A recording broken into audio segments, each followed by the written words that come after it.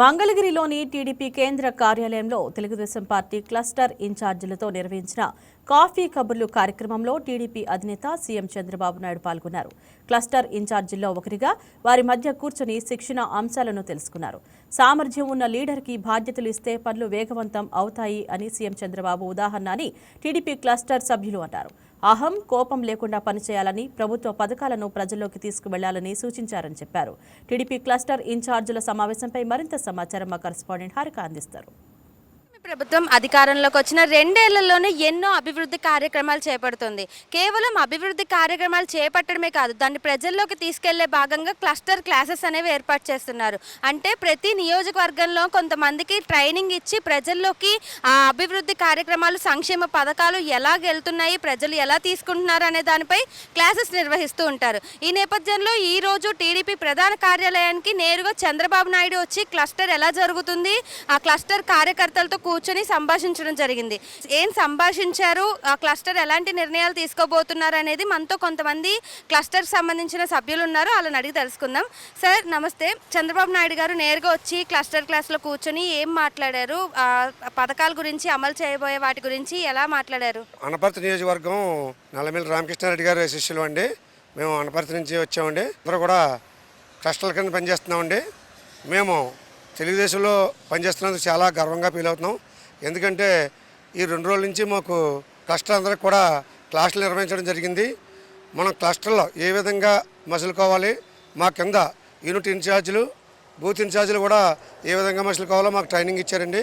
Social మీడియాలో ఏ విధంగా పనిచేయాలి, ఎంత నీతి నిజాయితీతో పనిచేయాలనేది కూడా మాకు చెప్పారండి. ఎందుకంటే మేము గర్వంగా ఫీల్ అవుతున్నాం. ఎందుకు చెప్తున్నామంటే సూపర్ 6 అమలు చేస్తామని చెప్పారు మన చంద్రబాబు నాయుడు గారు, సీఎం గారు. ఆయన చెప్పినవే కాకుండా చెప్పనివి కూడా కొన్ని అభివృద్ధి పనులు, రోడ్లనే కాదు, బీటీ రోడ్లే కాదు, పొంతలే కాదు, అన్నీ కూడా చెప్పనివి కూడా ఆయన అభివృద్ధి చేశాడు. దానికి మేము ప్రజల్లోకి వెళ్ళి చెప్పడానికి మాకు ఎటువంటి భయం లేదు. చాలా ధైర్యంగా వెళ్ళి మేము ప్రజలు చెప్పగలుగుతాం. ఆయన సంక్షేమాన్ని, అభివృద్ధిని 2 కళ్ళలాగా చూసుకుంటూ ముందుకు నడిపిస్తున్నాడండి. విజన్ ఉన్న నాయకుడు ఆయన. అలాగే లోకేష్ బాబు గారు కూడా ఎంతో విజన్తో ముందుకు నడిపిస్తున్నారు. అలాగే మా ఎమ్మెల్యే రామకృష్ణారెడ్డి గారు కూడా మమ్మల్ని వెనుకుండి చాలా గౌరవంగా, చాలా అభివృద్ధి పదంలో ముందుకు నడిపిస్తున్నారండి మన నియోజకవర్గాన్ని. అందుకు మేము అందరూ కూడా చాలా సంతోషంగా ఉన్నాం. ఈరోజు చంద్రబాబు నాయుడు గారు వచ్చారు కదా, మీ క్లాసెస్లో కూర్చున్నారు, ఏం మాట్లాడారు? ఆయన చెప్పిందంతా కూడా భావితరాలకు ఉపయోగపడే కార్యాచరణ చెప్పారమ్మా. చిన్న కుటుంబాలకు కూడా మన సంక్షేమ పథకాలు అందుతున్నాయా లేదన్న దాని మీద ఎక్కువగా ఆరా తీశారు. ప్రతి దాంట్లో కూడా ఆయనకి సంతృప్తికరమైన ప్రయోజనాలే కనిపించినాయి. దాని గురించి ఆయన అయితే ఎంతో సంతోషించారమ్మా.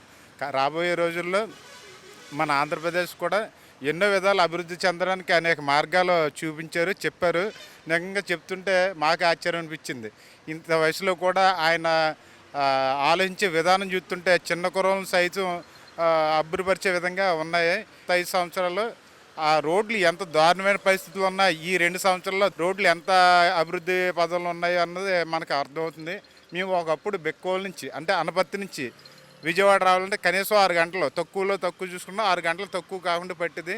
కానీ ఈ రోజున 3 గంటల్లో సునాయాసంగా ఇబ్బంది లేకుండా రావడానికి వీలైందమ్మ. అదే రాబోయే రోజుల్లో అమరావతి కూడా తీర్చిదిద్దే విధానం చూస్తుంటే అది ఇంకొక 5 సంవత్సరాల్లో, 3-4 సంవత్సరాల్లోనే ఈ విజయవాడ రూపురేఖలన్నీ మారిపోతాయని అనిపిస్తున్నాం. సార్, ఈ నేరుగా చంద్రబాబు నాయుడుతో కూర్చొని మాట్లాడడం ఎలా అనిపించింది? ఆయన మాట తీరు, అంటే ఆ విజనరీ లీడర్తో మాట్లాడుతున్నప్పుడు ఎట్లా అనిపిస్తుంది? చాలా ఎక్సలెంట్, చాలా ఆనందం. అదో భావోద్వేగమైంది, అది చెప్పలేంది, వర్ణించలేంది.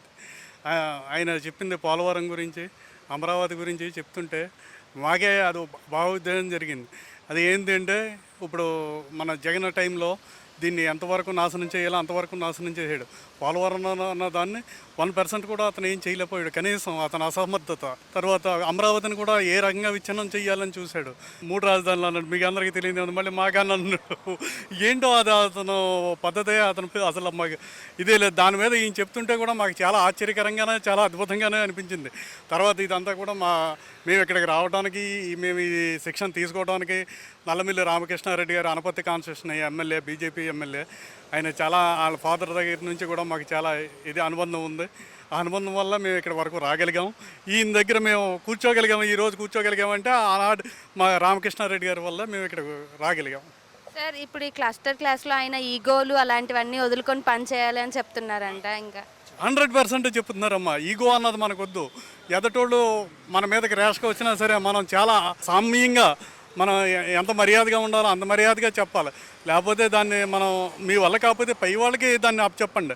అంతేగాని మీరు ఫేస్ చేసి అతనితోటి వచ్చిన వాళ్ళతో గొడవ పెడతాం కానీ ఇలాంటివి ఏం చేయకండి, అందంగా చేయండి అని చెప్తున్నారమ్మా. క్లస్టర్ క్లాస్లో అయితే ముఖ్యంగా చంద్రబాబు నాయుడు నేరుగా క్లస్టర్ క్లాస్ సభ్యులతో వచ్చి కూర్చొని ఈగోల్ లాంటివి పక్కన పెట్టుకుంటేనే మనం ముందుకు సాగగలమని చెప్పారు. అలాగే అవన్నీ ఆలోచిస్తూ కూర్చుంటే ఇంకా ముందుకు సాగలేమని కూడా చెప్పారు. అలాగే క్లస్టర్ సభ్యులు ప్రతి ఒక్కరికి ఆయన మోటివేషన్ ఇస్తూ ముందుకు సాగేలాగా ఆయన మోటివేషన్ ఉందని కూడా ఆనందం వ్యక్తం చేస్తున్నారు. వీడియో జర్నలిస్ట్ పవన్తో హారిక, YK న్యూస్, విజయవాడ.